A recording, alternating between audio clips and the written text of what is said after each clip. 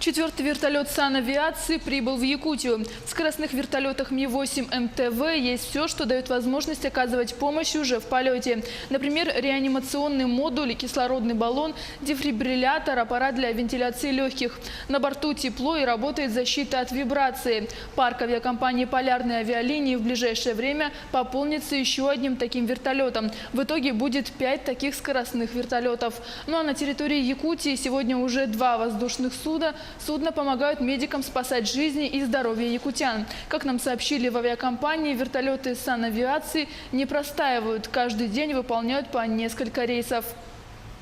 Напомним, что первый Ми-8 МТВ с медицинским оборудованием поступил в Якутию еще в августе прошлого года.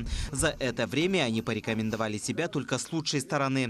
И вот сейчас Якутия получает уже 4-ю такую технику. Настоящий вертолет Ми-8 МТВ-1 по сравнению с Ми-8Т имеет более мощные двигатели, более комфортабельный салон, раздвижную дверь, которая позволяет свободно заносить носилки с больным. В скоростных вертолетах Ми-8 МТВ есть все, что дает медикам возможность оказать помощь пациенту уже в полете. Например, реанимационный модуль, кислородный баллон, дефибриллятор, аппарат для вентиляции легких. На борту также работает защита от вибрации.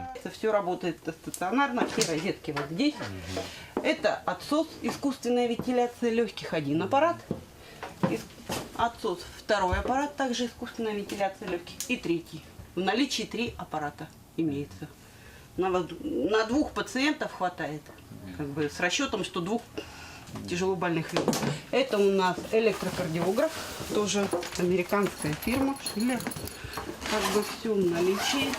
По словам сотрудников авиакомпании, вертолеты не простаивают. Каждый день они выполняют по несколько полетов. Вызовы поступают почти со всех уголков Якутии.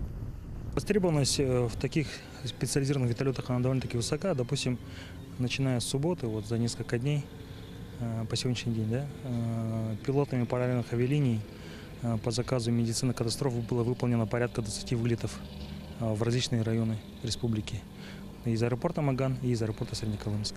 На сегодня 2 таких вертолета дислоцируются в аэропорту Маган, и 1 находится в городе Среднеколымск. А 2 таких вертолета обслуживаются в аэропорту Маган, где в данное время проходит процедуру сертификации и установку оборудования. Ну, не секрет, что вертолетный парк авиакомпании «Полярные авиалинии» устаревший.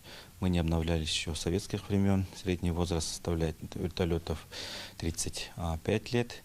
И вот с прошлого года правительство Республики Саха-Якутия, компания «Полярные авиалинии» добились включения мероприятий в федеральную программу по санавиации, а также федеральную программу по развитию транспортной системы по программе льготного лизинга через государственную транспортную лизинговую компанию. В целом Якутия будет обеспечена 5 такими специализированными вертолетами, оснащенными медицинским модулем. Данная техника приобретается за счет федеральной программы обеспечения своевременности и оказания экстренной медицинской помощи гражданам, проживающим в труднодоступных районах страны. Дмитрий Тымыров, Владимир Павлов, Якутск.